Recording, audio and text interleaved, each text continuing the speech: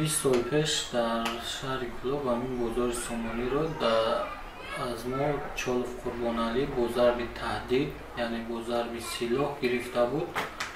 از سببی که اویلای آنها قدرت داشتن یگان کس از بالای آنها شکایت کردن نمیتونید. از سببی که تهدید میکردن از سبب اون دور و دراز کشید.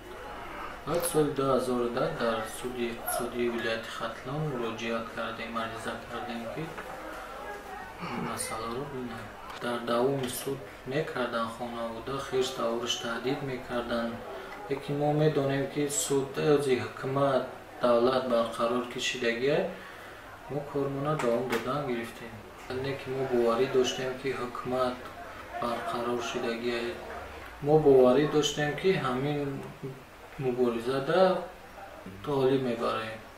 ما کاری میکنیم که در آینده همین بازار سامانی که دیمین بازار در شهر کلوب به حساب میرود، کاری میکنیم که همین بازار سامانی 20 سال پیش که موقع داشت هم باز میخواهیم که همین موقع چه بگیره. صاحب کارا بسیارشان یکی بازارهای یکی از پیشرفته ترینی همین کلوب باشد.